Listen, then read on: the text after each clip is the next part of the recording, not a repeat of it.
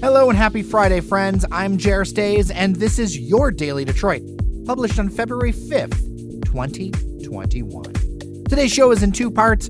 First, I've got some stories to tell you about. Then, on the eve of the Super Bowl, and considering that sports betting has been legalized here, Patrick Doherty from Line Swings joins me to talk about something I knew absolutely nothing about: in-game wagering. Well, let's just get started. The city of Detroit has sold their first $175 million in bonds to fund Proposal N, a plan that was approved by more than a 2-to-1 margin back in November. The goal of the project is to secure and stabilize thousands of properties across the city, building on work that was funded by federal hardest hit dollars originally. The city says interest was so strong that they could have sold 20 times as many more bonds, and that due to that interest, they were able to get a far lower interest rate than they had planned. In the end, the rate was 3.36%, nearly 30% lower of a rate than anticipated. Proposal N will total $250,000 when it's all said and done, with more bonds to be sold next year. The mayor's office says that there are nearly 1,400 demo contracts in front of city council right now, and more than half of employees working on these deals will be residents of Detroit. Well, Detroit has to offer what I didn't want that New York was giving. A lot of people need to go to New York to make it, so to speak. You know what I'm saying? I have it made by being home, making a line, sitting down, drawing a line that has nothing to do with anything except I'm drawing that line. And if anything, my signature is pure now. Renowned Detroit artist Charles McGee has died of natural causes. He was 96. His iconic work can be found in a variety of places around town, including the Detroit Institute of Arts, the Broadway Detroit People Mover Station, William Beaumont Hospital, the Charles H. Wright Museum of African American History, and the newer apartment development called 28 Grand near Capitol Park. That piece is 11 stories tall. Kresge Foundation CEO Rip Rapson had this in part to say in a statement: Charles McGee exemplified what it means to be eminent and what it means to be a Detroiter. He was an artist of international renown who in his life and his work was energetic, passionate, always probing, and eager to take on new challenges. And the clip that you heard at the top of this segment was from a video from the Kresge Foundation from back in 2008. Much of the art we know today came actually after his 70th birthday. He was also a World War II veteran. An amazing man. Big loss for our city.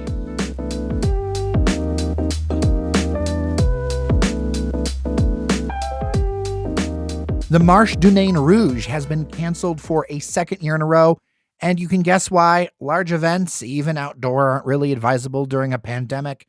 The Marche du Nain Rouge brings together thousands of people in red, fanciful costumes to annually banish the legendary, Nain Rouge, a demon-looking character that is said to bring sadness and badness to Detroit.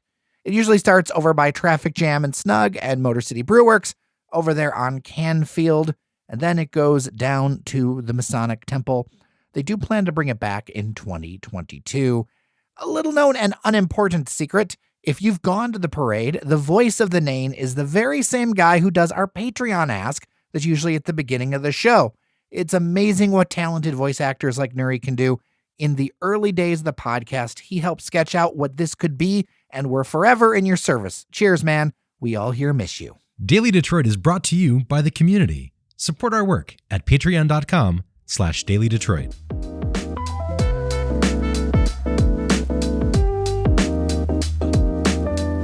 In the latest edition of state rankings based on questionable data, if you've been drinking during the pandemic, you're apparently not alone.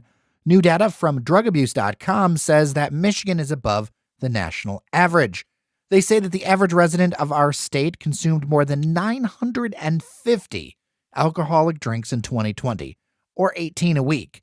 That fits into what the Centers for Disease Control call heavy drinking. In fact, with 14 drinks being that CDC set mark, it far exceeds it. Despite bars being closed, nearly a quarter of Michigan survey respondents said that they drank more. DrugAbuse.com says Michigan has the 10th heaviest drinkers in the nation. Alaska took the top spot, drinking nearly 30 alcoholic beverages a week, and Hawaii and New Hampshire were at the bottom with just 10. And, well, why do I say questionable? Well, the sample size was pretty small. It was a sample of like 3,000 people across the nation, so maybe 60 people were involved from here, and I'm not sure if there was demographic weighting or matching. But from my Zoom hangouts and the tweets and the mail, like 5 of you wanted me to mention this story, and, well, it feels about right. So there you go.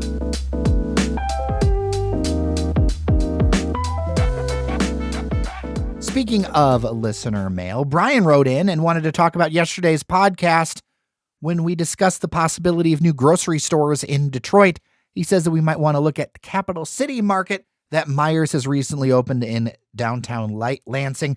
Points for using Myers, by the way, with the S. He says it's a nice mixture of local name brands and Myers labeled products and is a good compromise between the pricey Whole Foods and small markets. Now, I will share this piece of news. I have before, but we'll try it again because I realized that it did not stick with people. But Meijer is actually doing this in Lafayette Park, right off of Jefferson Avenue, just east of the Central Business District. It's actually going to be called Rivertown Market. It was originally planned to have a couple hundred apartments up top, but it's basically going to be a grocery store development at this point. That is happening. It's underway as a kind of stripped down project from when it was talked about. Anyway, good thought. That's kind of already happening in another spot nearby. But definitely, thanks for the mail. If you want to join in, jer@dailydetroit.com.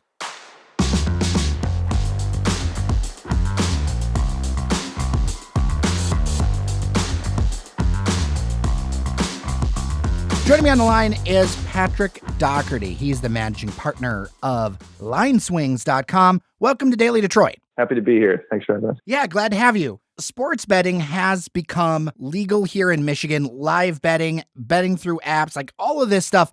This has been a change for this state.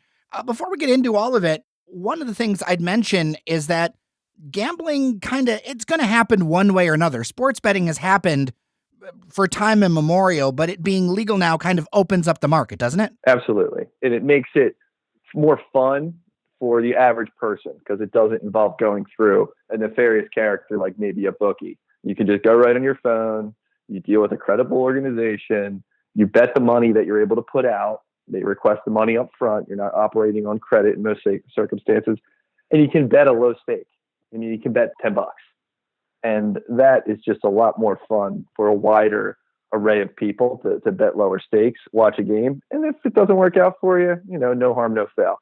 It's become a lot of fun. It's really adding to the entertainment aspect of watching sports. Right. And of course, the disclaimer I feel like I always have to do with these kind of segments, never bet more than you can afford to lose, of course. There you go. One of the things that your product does that's interesting is that basically you're a gambling analytics company. You don't take bets. Like I'm getting tons of pitches in my inbox from other national groups about, well, this app's the best, that app's the best. But frankly, I'm a little skeptical of all of that, right? Because everyone's going to say their thing is the best. I'm more interested in tools to help people do what they're into better. So what exactly does Line Swings do as a tool on top of all these apps? We're not a gambling app, so we don't accept bets. We're an analytics app for gambling. Think about us like if you're trying, we're a compass, we're a tool, we're the calculator that helps you do the math problem. You certainly need to do the work and make the decision for yourself, but we're there to help you make quick, decisive decisions. We focus on live in-game betting support for the users. We don't really provide a ton of information leading up to the game. We're best used during the game. You can bet after the game has started, which is a totally new thing, the advent of being able to bet on your phone or from a laptop. Let me give you an example. The Chiefs played against the Bills, and the Bills were up 9-0 to the Chiefs. Now, I don't think anyone who knows the sport thought that Andy Reid and the Chiefs weren't going to come back and win that game. The books certainly did think so. That's why they were favored by, I think, 3.5. I wasn't necessarily watching the game in the first 5 minutes, but I got an alert on my phone from the service I built that said, hey, this line has flipped, and the Chiefs, who were minus 3.5, are now getting +2 on some books. So I thought, well, that's a deal and a half, because I still thought the Chiefs were a better team and probably going to cover 3.5. But when they're getting 2 points and there's 75, 80% of game left to play, you're like, this is a smart move. Now, in a vacuum, if you're watching the Chiefs game, you really don't need that. Think about how tonight there's going to be 48 separate games going on between NCAA basketball and NBA. And then think about it on a Saturday or Sunday. There could be 100 games going on. Line Swings helps you out by showing all those games on one terminal and letting you see what the trajectory of the game is. We show on our platform the opening spread, the current live spread, and we track the differential to show you how far away the live spread is from the opening spread, so you can see if there's any values to be grabbed from games that you might not necessarily be watching and paying attention to, but you know enough about the teams to know that the team that was favored is probably going to come back and win, or at the very least cover the points that they're currently getting live. There's a lot of detail on here too, and it's not just the big teams. I mean, I'm looking at the homepage right now, and I'm just shouting this out because it's local. You've got the UDM Detroit Titans right here on the front page. 5 o'clock, that's a spread, something that you can get involved in. I kind of appreciate that attention to detail because there's so much that's put on, say, the big schools. But, I've been told over the years, there's a lot of opportunity all over the board. There's a lot of opportunity all over the board. What we're proud of is that we kind of distill it down to the numbers. There's a lot of services out there who are going to charge you for a lot of detail, a lot of information, shooting percentages, different, you name it. There's a million different data points you can collect about a team. We break it down to the numbers. The opening spread is this. The live spread is this. Make a decision off these things or don't.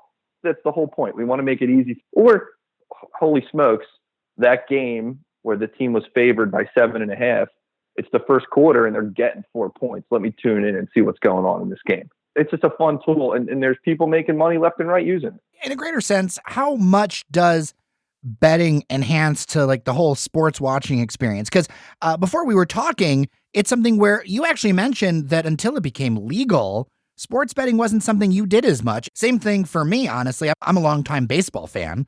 It's something that kind of adds to the game. How much so, and how important it is to folks, have you found? Let me give you a personal story. Everyone's watching a different game at the sports bar. There's games going on all over the place. There seems like there's an infinite amount of televisions playing infinite amount of games, and had no vested interest in any of these games. But I had a lot of friends around me that did. And I thought, how are you able to determine where to bet and how to bet? And what I learned that most of them didn't really have any plans. They just said, oh, well, I'm staring here and looking this direction and those teams are playing, so I'm just going to bet on that game live. One question I asked, I was like, well, what team is favored in that game? They had no idea. So I thought, well, is there any place where you could go to find out where the line started, where the line is currently, and then it's like a general common denominator, which we call a differential, that we highlight in red if the game's inverted and we keep white on the screen if it's not. And you can kind of just look at all the games at one place and see where there's some anomalies occurring. And those anomalies are momentary. I mean, you might get an alert on your phone and looked at a team that was favored 7.5 or 10.5 points, and they're getting 2 or 3 points at that time. That might not last forever. And we show it on a graph. So it's a little tough to explain, but if a user who knows sports gambling, and understands that you can bet live, checks out the platform, they're going to have an aha moment. Yeah, I see what's going on here. So that's the story for me. I was sitting around. I wanted to put a vested interest in the game. I didn't want to bet my 401k. I just wanted to bet maybe $10. So I'm staring at the screen and I have something to pay attention to. And that's the story. One of the reasons I'm talking to you too is that a number of listeners have reached out because, look, Detroit sports are pretty terrible right now. Like, our local teams, as much as we all love them, haven't been producing as much on the field or on the court.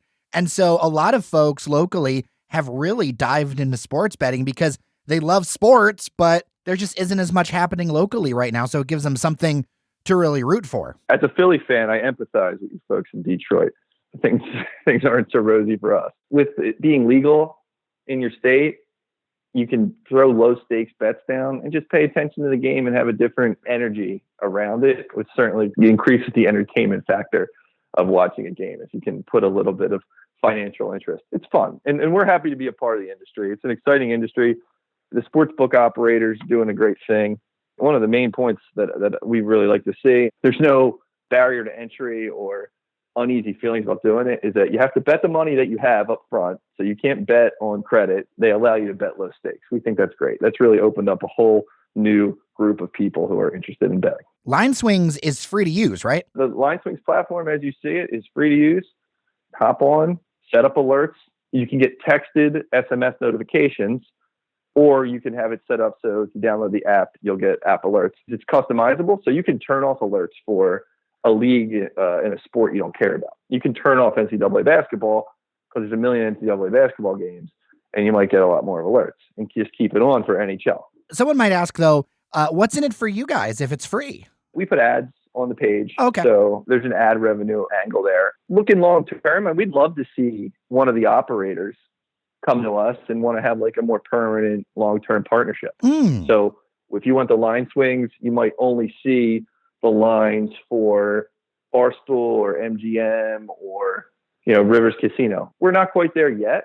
We're a little agnostic. We use consensus lines in that regard, but we still think whether we have a partnership with a specific operator or not, the user will remain getting good information and valuable information that they can take anywhere. I really appreciate your time, Patrick. If people want to check out more, lineswings.com, right? Lineswings.com, and we have an app in both the Google Play Store and the iOS App Store, and that will remain free. We're coming out with a subscription service that'll be more specific to over-under lines, that we use predictive algorithms in order to determine if there's an over-under that's too high or too low, and we recommend, bet this, bet that.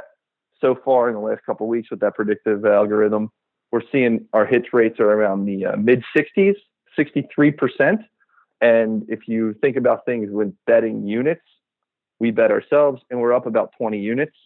We're very excited about the prospect of that. So Line Swings in its current iteration will remain free, and we encourage anyone to use it.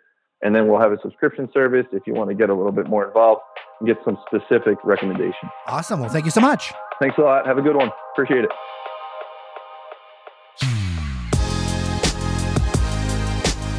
And that's it for the week on your Daily Detroit. Thank you so much for listening. Thanks are in order. Cheyenne Nocerini behind the scenes, helping everything go. Randy Walker, engineer extraordinaire. Devin O'Reilly, Fletcher Sharp. And of course, you, our listeners. We would not be here without you. Well, have a good weekend. I'm Jer Stays. If you haven't already, subscribed to the show and all the things that I'm supposed to do to promote this thing. Really, just enjoy your family, enjoy your people, and we'll talk Monday. Take care.